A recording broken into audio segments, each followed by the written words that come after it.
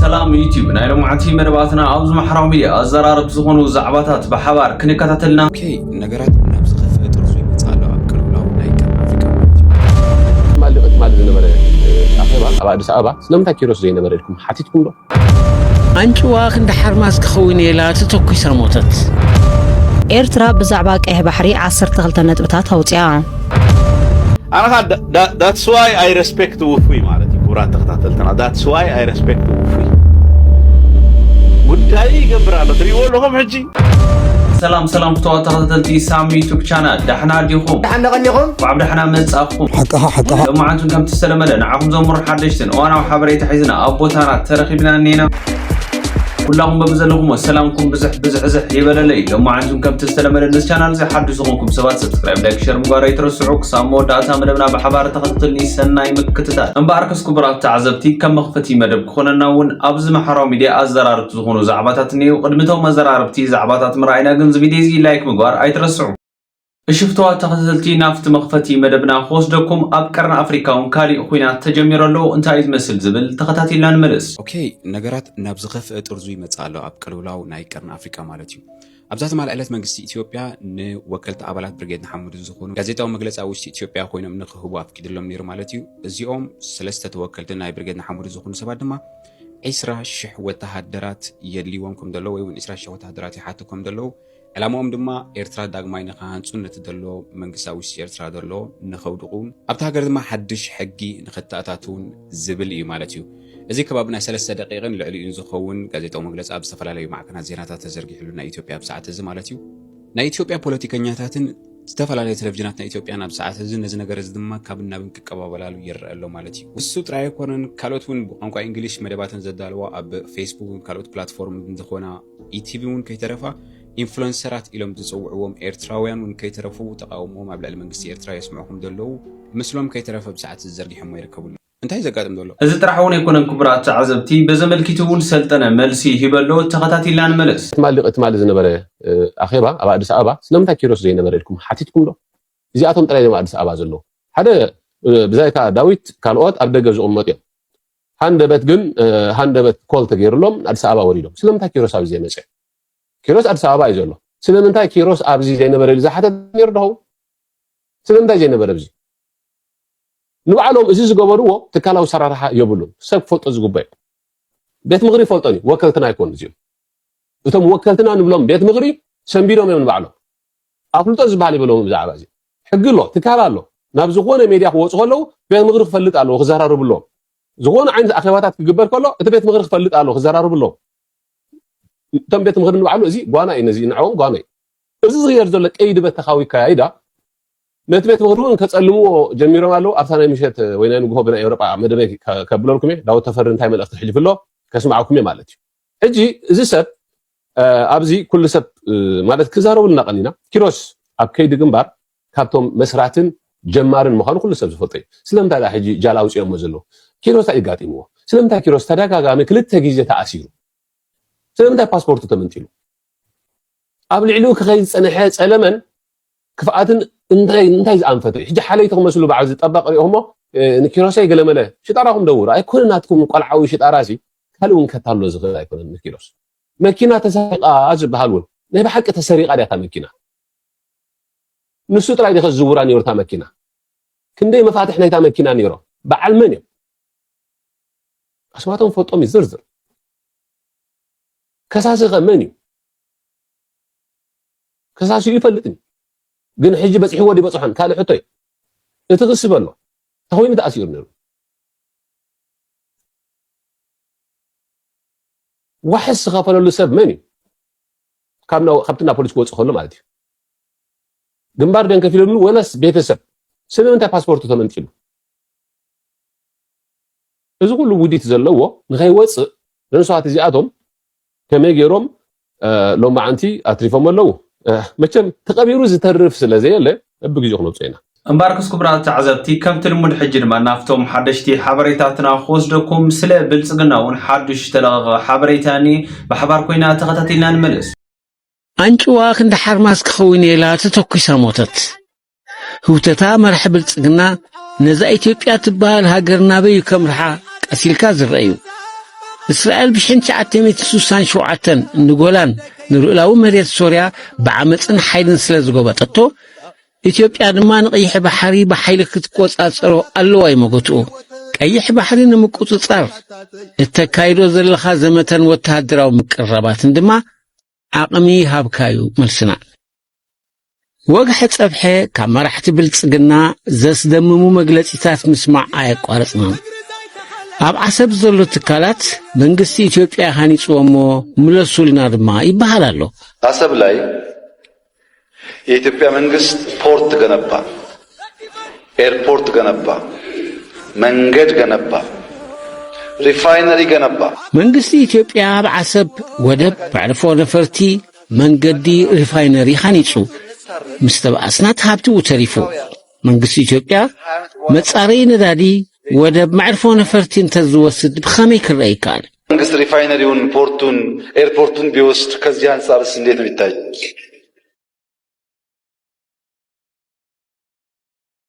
نزل زي بوسو المراحب التسقنا ملسنا بمسمس خانيتنا يوزبولو ودب متصاري ندادي تسرقيا داقماينا وقماقم بحري إيرتران ودباتون كرقت مالت زبت عبتي إرتراب تحت مجزأتهم زنبرت له 3 عامات زهلقكم وهزبي زعنكم ونزراسكم ونخبتي كم دليتكم ستقن كلهم ودباتن معرفون فرتن نعمت أيزا معدو لبونا زرلو هزبي إرترا ما أنت سلامن سنيتن متحبارن قربا بالتزبتاتن زوبانان سجيرو انت قونه قنا هزبي إرترا زيل علو سف زي بالحتوتات كم زرلو انت تفلتو إذا هاتو حتوتات أيمر عالكمون مرحتن لهيك أرى الإثيوبيا بفتشون زيت واحد لهم قداي مسبزحو من زرخبو زنبارو دقفاتن زنبارون قزيفو تهدراو حيلن بمن تصار كما باهالهم بوحدات ومبتيتات تسعيرنا مبال سلزحفرهم نتملع على مزفلتو بينو أنصار حيالات تقاليسو بحرون مريتون زملس هزبي إرتران مريح ودبو هزباو قنبارن نمن آس بمتحببار كالوتي إثيوبيا بحر سينا بمبال بخالوت حيالات كم استسعرو كم سلو يفتنو أبزقوان نزلو فخران تهديد المرحب التسقنان أدخرتون صحتاراي درهوس رئيسبو أوتي إيوتي مخرنا نافت زغطل مدبنا ونكوس دوكم كبرى تعزبتي إرتراون 10 نتبدات بزعبا قيح بحري أوتي ألا أنت أمز مسلو زبل زرزر حساباتهم تقتاتي لان ملس إرترا بزعبا قيح بحري 10 نتبدات أوتي أتي كبابي 10 ميتاويت نقد عالم زم حلالف مسمر قيح بحري لومي كابترا ماياو مسمر ماكل مدرخ علما وددر قطبا وتهدرنا كوينلو أبزلو جيزي نتسأتو قلبي زبوين علموين حالتات أبسحبلو إرترا 10 نتبدات زحازة ندفي بزعبا قيح بحري أفليتا أبزي تهواس إوان حافشة وقرطنت أماري زباوت ستان سفيحن كوم أون نسفيح من تحبار زعدم أسرار رحمة التول علزهون أوان أقداس مخان بمقلاط حسابو جمرة حوف أتزقوم ميكانيزم أبسلس عنو تخفافيلو كرأ كمزلو أبريهم أتصحف وسيخو تمسلس تعالو نفسفحن صنعن قبراون رايك ساقاقورون كلو عب 10 نتبتا تخفافيلم كرايو كمزخولو بمبراح مرقت إيرترا أبوم تخفافيلو كرايو خمزخولو أنتيرون نتسطاون حافشاون أتحازا قدايك إيه بحري زنترو 10 نتبتا زحازا ندفي إيرترا زبرها أتصحف قدام نتحلاف نز سكما وننت هاقرات موخانا بمنتسار بحبرا وسم معنى متحبار كقبر زخل ننوح إوان ماري تايم نمحرار زخل قبراون ندفي سراح موخانو أرديو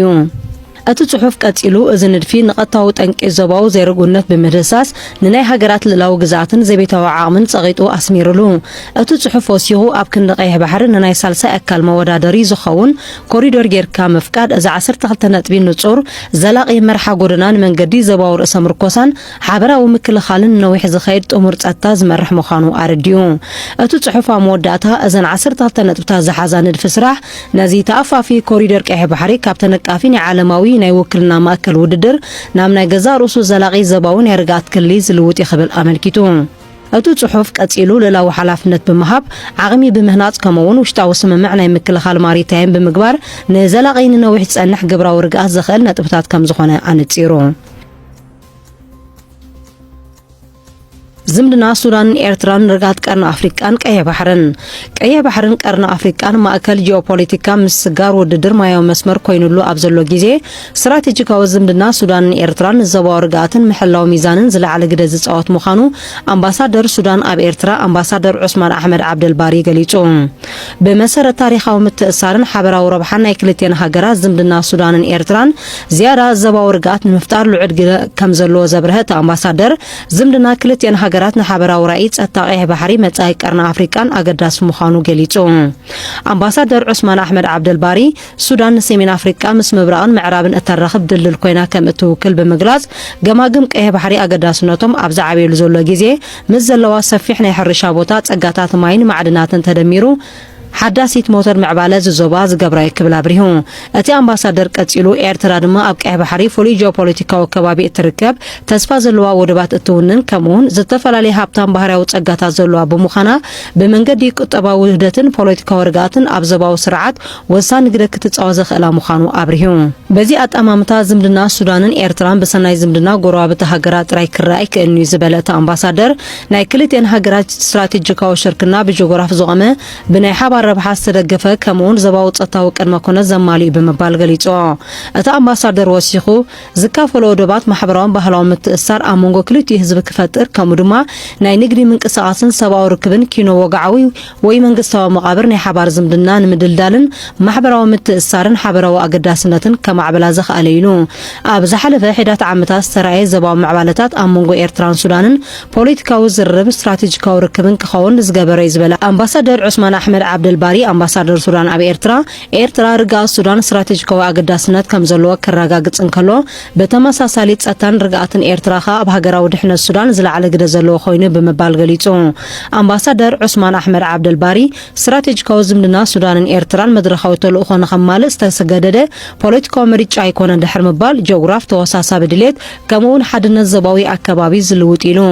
ዝምድና ክልቴን ሃገራት እናሰፍሕን እናዓሞቐን ኣብ ዝኸደሉ ኸኣ ጽኑዕ ጸጥታን ርግኣትን ክፍጠር ምዕባለ ክቃላጠፍ ንናይ መጻኢ ብድሆ ክጋጥም ዝኽእል ኣዝዩ ሚዛናዊ ስርዓት ክፈጥር ዘኽእል ክኸውን ኢሉ።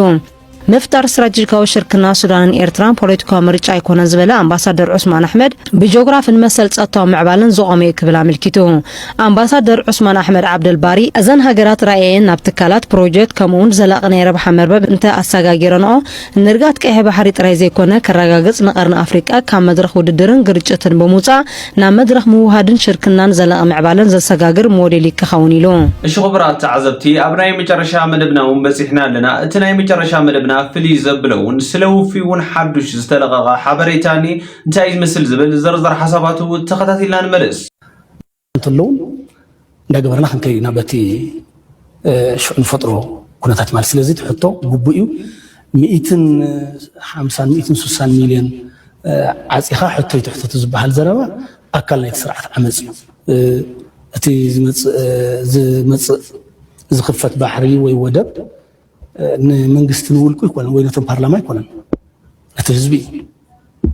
እጂ ኢትዮጵያ አዲስ አበባ ኮ ልዕሊ 400,000 ኤርትራዊ ኣሎ ፐርፌክት ዝኾነ ፖለቲካዊ ናሬሽን ይስራሕ ዘሎ ኣነ that's why I respect ውፉይ ማለት ይኩራት ተኸታተልተና that's why I respect ውፉይ ጉዳይ ይገብራሉ ትሪኦ ኣለኹም ሕጂ ኣብዚ እንታይ ክትሪኡ ይግባአኩም ንኢትዮጵያ ጽብቕቲ መልእኽቲ ያዝያ ንኢትዮጵያውያን ይንግሮም ኣሎ ትድላዮም ንሕና እውን ንድግፎ ኢና ሕቶኹም እዩ ዝብሎም ዘሎ ቤነ እቲ ፖለቲካ ናቱ ቤናይ መገዲ ይዕውቶ that's why I respect him ብራይ በቃ ሁላ ጫቁጫቁ ጥራያ ትብል እምበር ናታ ጉዳይ ትገብር ውሕዳት ጥራይካ ትርኢ ጉዳይ ይገብር ኣሎ ራእዩ ጉዳይ ልኡላውነት ካይገደሶ ወላ ገለ ይገደሶ ትሪእዎ ኣለኹም ቤነ እንታይ ይብላ ኣሎ ኢትዮጵያ ከምኡ ኢላ ምሕታታ ጌጋ ይኮነን እትሕቶ ናይቲ መንግስቲ ጥራይ ይኮነን ናይቲ ህዝቢ እዩ ነዚ ከዓ ንድግፎ ኢና እዩ ዘለና እቲ ናይ ሕቶ ባሕሪ ሕጂ እዚኣ ብፖለቲካል ኮሬክትነስ ከመይ ካ ተቐይራ ኽብራት ኣሕዋትና ኣብ እንካን ሃባን እዮም ዝሓቱ ዘለዉ ሕቶኦም ከዓ ጌጋ ይኮነን ኢሉ መልእኽቲ ሰደሎም ኣሎ ነቶም መንግስቲ ናይ ኢትዮጵያ እዚኣ ሕጂ ኣነ ብብዙሕ ነገራት ከሽርፋ ይኽእል እየ ብዓብዪ ብምንታይ ከሽርፋ ይኽእል እየ ግንባር ኣፍልጦ ይረኸበን ኣሎ እዚ ግሪን ሪቮሉሽን ዝበሃል እዚ ቀጠልያ ሰውራ ገለ ዝብል ናይዞም ኣሕዋትና ኣመንቲ ምስልምና ከዓ ኣፍልጦ ረኺቡሎ ውፉይ ግን ብወግዒ ኣብይ ويبلصقنا حتىهم قنوع حتى يو أبحر زلكم حتى سلزن قبلوا ينايلو ميسكول سدلهم الله زي أنت هاي مالتها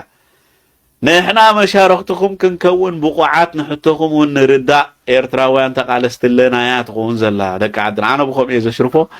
سلزي تا زقدوا زلو بوليتيكانا يجنبر تا زدليوات صبو غيروم يمتاش مزغبروا زلو صبو غيروم ملختم يحلفوا له زهجي بوليتيكاو زخونه ملختي نغيركم يا خام مجمره it's not just an interview اتو يلكا بزعبا بحر طراي حتى قريب لك بزعبا بحر طراي زلاتا اجندا تا انترفيو دارغا فرقا بصيحالا ملخت له وازي انترفيو زيا سو يلكا just an interview ويكا وفي مصيلو غليلو رخيبو انترفيو طراي كونن زغبرلو زلو زغازيطنيا ملختي زحلف زلو ابز زعبازي قلع عينت ملختي يوم زحلفو زلو كمي غيروم نامناي بلصقنا وشاطياتو صبو غيروم يوم زحلفو زلو ازيا كمي غيركم سروا كيروس قد محجي زيا تبلكا زيا نهبكا غليلو واز نبره دبلوماسياو قالات زي بلا زراربا وفي صبو غيرو تكمالالو زيا صبو غيرو ملختي يحلفو لنا ابي صراحه نقول حتو قربولو دي ناي بلبو دي ولا انتايو عين فلطن جن صبو غيرو حتو يحلفو له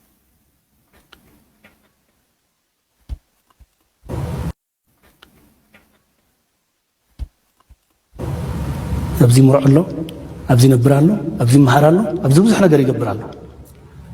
تخويني أكل زي كده بركت كيت كا عصب نمخان سخمي غير كا ريسبكت تقبرو تبلا لخا نتي سوس سرحو زلو بوليتيكا يزبل كا زلو انا بزي يقدس نتي سوس سرحو زدل رأي حساب كندي مسوات خيري يقبرو له أبزم منين ندهر الكار عمونتاي challenge ندهر زي تقبرو خينكا ن جنبار بلو نبينه بلو انتاي رأيمو أبزم نحنا أوكي الميديا سلزلنا خنقاوم وي كنقف قالنا خلينا بوليتيكان ودبات كوينا نزي challenge زي جبران نحر كوينا بوليتيكان ودبات كوينا ناتن مفتحي أمتين نزي سبكال مفتح كرئيو زي كالان نحر كوينا أمو الصوم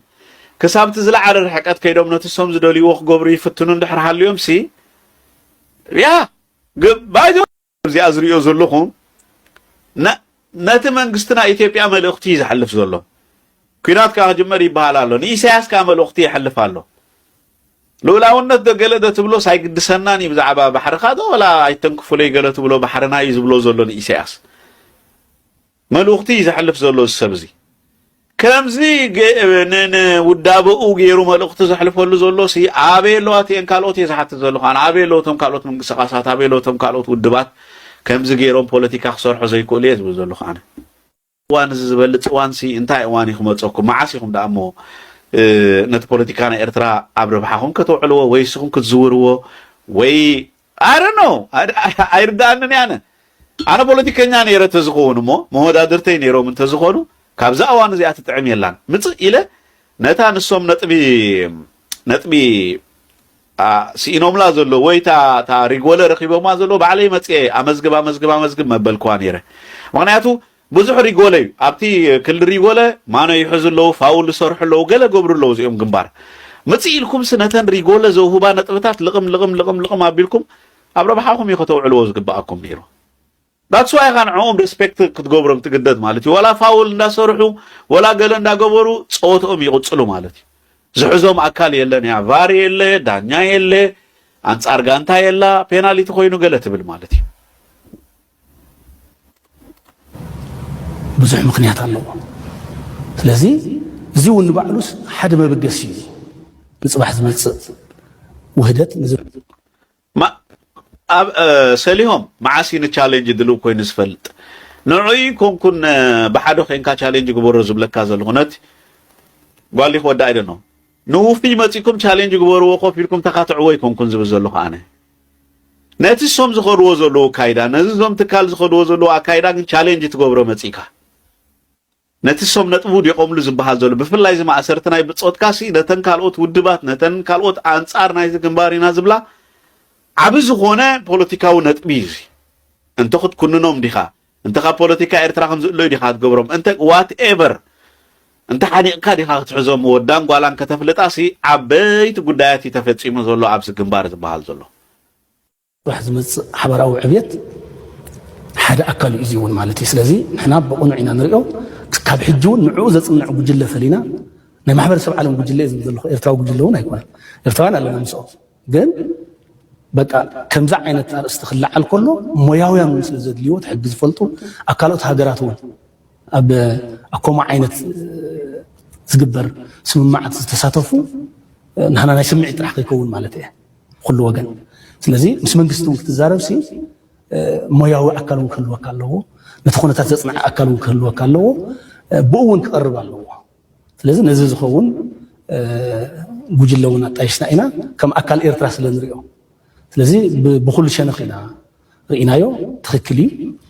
ነዚ ክንምልስ ከዓ ነዚ ክንመሓድር ስመጃና ፅብቕቲ ርእይተያ እዚኣ ሰብኡት እንድሕር ኮይንኩም ምፁ ካብኦም ትበልፁ ከም ዝኾንኩም ኣርእዩ እቲኦም ካልኦት ኣብ ፖለቲካ ናይ ኤርትራ ትሳተፉ ዘለኹም ሕቶታት ገለ ዝቐርብ ዘሎ ኢንቴንሽናል ዝቐርብ ዘሎ ሕቶታት እዮም ኣብዚ እቲ መልእኽቲ ናይ ግንባር ናብ መን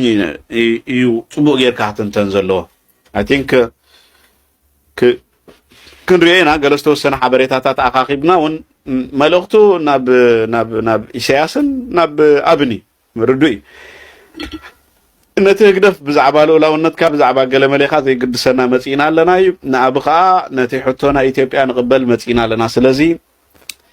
ሶይሶ ኣፍልጦ ናይ መንግስቲ ኢትዮጵያ ንምርካብ ኮኔልካ ዝግበር ዘሎ ኢለ ኣነ ዝግምግሞ ኣፍልጦ ናይ መንግስቲ ኢትዮጵያ ንምርካብ ተባሂሉ ጥር ኢልካ ብዛዕባ ግንባር እንታይ ይገብር ኣሎ ብዛዕባ ደንበ ተቃውሞ ናይ ኤርትራ እንታይ ይገብር ኣሎ ምንቅስቓሳትኩም እንታይ ይመስል ካብ ዝሓለፈ እዋን ዝገበርኩሞ ክሳብ ሕጂ ኸ ንምንታይ ኢኹም ተመሊስኩም ዘለኹም ካብኡ ሕልፍ ኢልካ ከዓ ብዛዕባ ዝህልው ኩነታት ከንታይ ይመስል ርኢቶኹም ገለ መሌልካ ሽዑ ናብ ባሕሪ ክትኣቱ ዝግባእ ዝነበረ ዳይሬክት ብዛዕባ ባሕሪ እሞ ከዓ ናይ ፍርቂ ሰዓት ጥራይ ኢንተርቪው ተደኣ ኮይና ግን ኢንቴንሽናሊ ሓደ ነገር ንምግባር ኢልካ ትግበር ዘላ ኮይኑ ይስምዓኒ ኣነ ክሪኦ ከለኹ ብኸምኡ እየ ዘንብቦ ዘለኹ ነዚ ኢንተርቪው እዚ ሓደ ነገር ንምህራም ወይ ድሓነ ንሓደ ነገር ስፔሲፊክ ንምግባር ኢልካ ዝተመፀ ይመስለኒ ወላ ትመልሲ ናይ በየነ እውን ከምኡ እዩ ዝመስል ሕቶ ናይ መንግስቲ ኢትዮጵያ ኣብ ባሕሪ ዘለዎ ይርዳኣና እዩ ንርድኦ ኢና እዩ ዝብል ሓንቲ ከዓ ፀጥታ ናይ ኢትዮጵያ ናይ ኤርትራ ከዓ ናይ ኢትዮጵያ ይትብል ሕጂ ብፖለቲካዊ መገዲ ብዙሕ ዝርዝራት ክትቦ ትኽእል ኢኻ ከምዚ ማለት እዩ እዚ ማለት ከምዚ እዩ ገለ ክትብሎ ትኽእል ኢኻ ነቶም ፖለቲከኛታት ከዓ ከምኡ ሚስኮል እዩ ኦኬ እዚኦም ኣብ ሕቶ ባሕሪ ኣብ ትንሕና ንሓቶ ዘለና ሕቶ ዘለዎም ርድኢት ነዚ ይመስል ገለ ዝብል እምበኣርከስ ክቡራት ተዓዘብቲ ናይ ልሙዓንቲ መደባትና ነዚ ይመስሉ ነይሮም ከም ዝተምሃርኩም ሓደሽትን እዋናዊ ሓበሬታ ከም ዘረኸብኩም ተስፋ ይገብር ሓሳብ ኣስተያየትኩምን ኣብ ቦታ ኮሜንት ኣቐምጡለይ ቀፃሊ ብከምዚኦም ዓይነት መደባት እስካብ ንራኸብ ኣነ ኣብ ዝኽፍለየኩም ሰናይ እናበልኩ ቻው